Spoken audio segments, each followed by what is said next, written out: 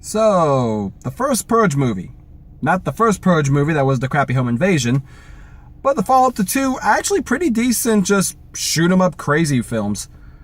If the Purge movies actually could be described in a single word in some way, or a single phrase, the first one is a home invasion film. The second one, a revenge film. Third, a transportation film, basically trying to get the would-be soon-to-be president from point A to B and keeping us safe along the way. And this one is a basically all-out survival film, wherein we see how this all began, the people invested in it, and just, yeah. Some people may want me to talk about the politics of this film, and quite frankly, I can't blame them. It is a big part of this. However, I have made it a long-standing thing. I don't like politics in my film unless that's the entire purpose of it.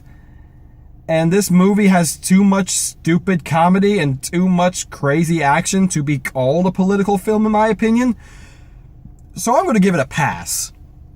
Because regardless of your side, you will either be okay with this or you will hate this. And judging by some members of that audience, you will hate it. Or not care, like me. Because the entire point is to be propaganda. So if something is over the top that would kind of get a propagandic rise out of you, congrats, it did its job. Which kind of conflates. It kind of be like watching Donald Duck becoming a Nazi and then, after seeing all the crazy crud he went through and how bad it is, then thinking, oh, maybe I should become a Nazi. Why did I bring that up? Because while it's been a little bit underhanded in the whole subtlety of we gotta wipe out the lower class, I don't remember the other Purge movies having this many Klansmen, Gestapo, and I don't know where the hell some of these guys got their masks from, but I think they literally stole them from a Chuck E. Cheese. Oh, man. Like, I get it that this is the first one, so people haven't, developed their Purge tech. Even though they have eye contacts that allow you to see everything and follow their movements and trackers in their arms. Because, we have that in this day and age. Actually, in hindsight, we kind of do, but I don't think it's as widely available as they make it out to be. So, the good. Once again, the action is actually top-notch. The comedy is hit or miss. There's one character in particular that I'm just like, oh man, when are you going to die? Please tell me you're going to die. And nope, she don't die. It's like we're trying to have a serious moment here and some actual gravitas. Please stop. You're not helping the situation. And I know in a real world, you might have that person. Please don't keep that person around when you're trying to survive, because they will literally be detrimental to your health. Even though she does get a killing, so, props to her. And we have our hero, who's a drug lord. That's right, a drug lord gangster is going to save us all. Can you see why I really don't find the politics in this thing actually that holding?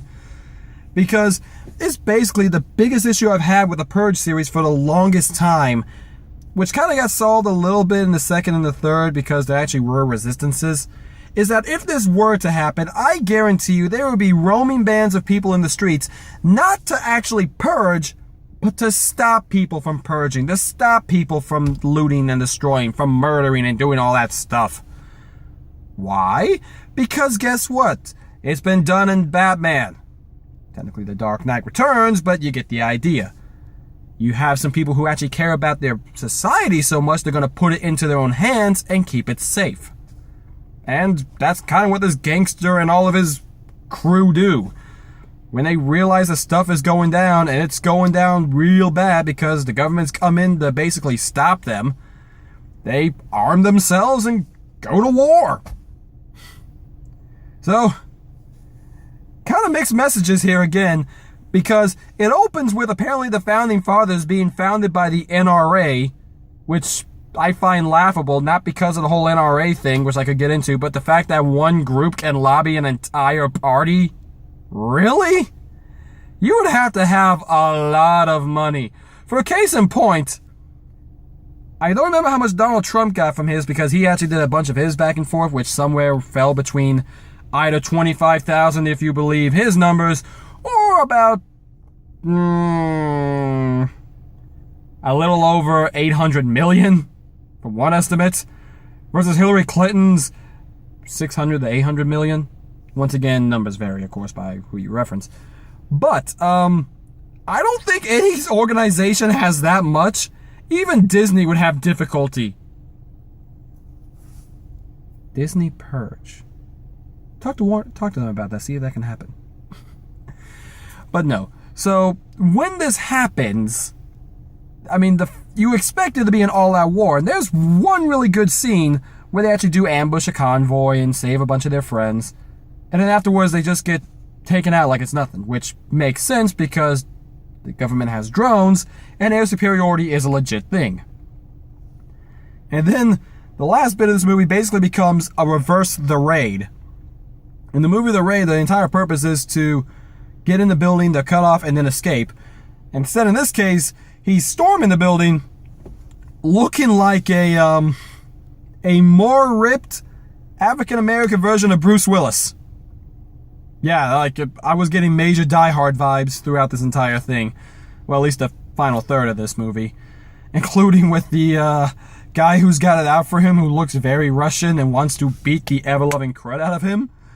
And then, yeah, doesn't get the chance. We don't get the one-on-one fight like we would hope, like Aviator Guy and Frank Grillo, but, it's still enjoyable. And the way it does go out is foreshadowed as all to hell and back, but this movie needs time to develop, and that's kind of where you either will get invested in this movie or get lost if you ignore the politics.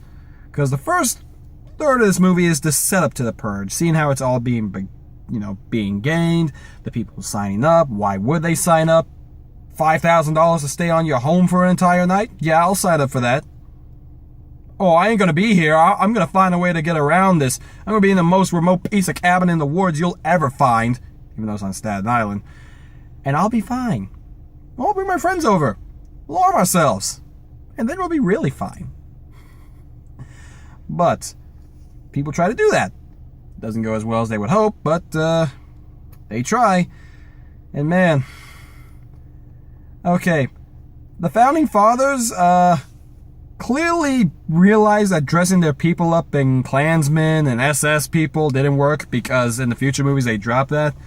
So it's kind of comical to see a bunch of people driving around in pickup trucks and whole Klans outfit and Gestapo and military platel.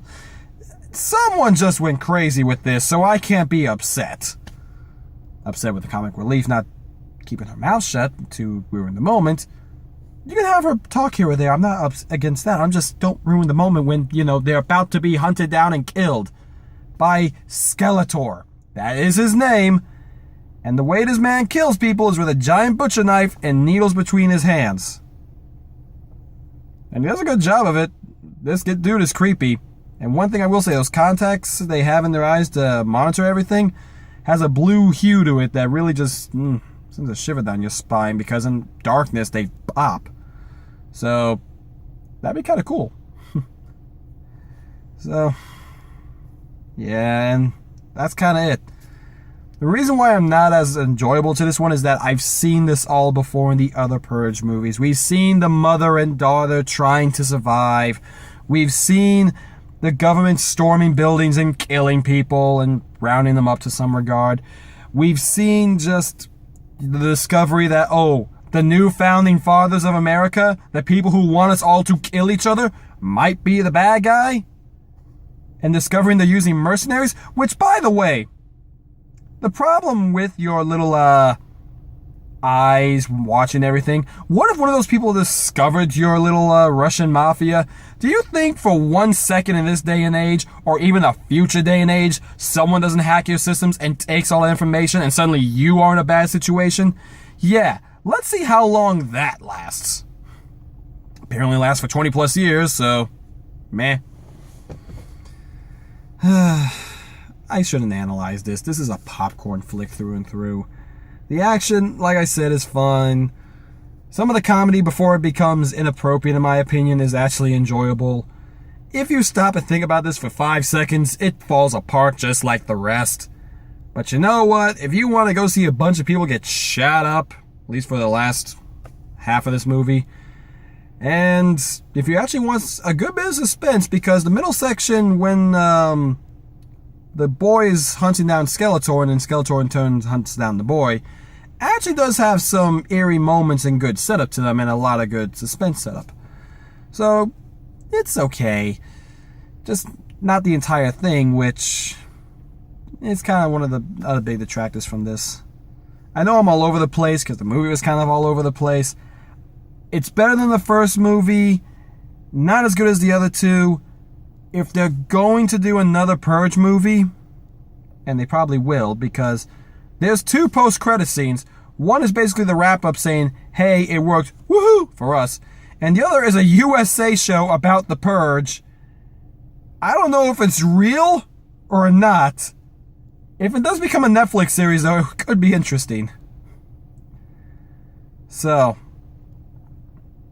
yeah. I don't know what else to say, guys. Is this one you need to see in theaters? Not really. I saw Election Year at home and got the same value out of it when I saw Anarchy in the theaters. So, you might as well just wait for this one to come home, too. Or, you can join the AMC A-List. It's basically the movie pass thing for AMC. They sponsor me, I'm yay. If they don't sponsor me, oh well, what are they going to do? Take my video down? I'll just edit it out. Anyway, guys, next time I will be reviewing Ant-Man and Wasp. I like the first Ant-Man. I like Wasp. I like Hank Pym. I don't see how this could possibly go wrong. I might have just jinxed myself. Anyway, guys, as always, I'm Kevin Riley signing off, and I'll see you all next time. Later.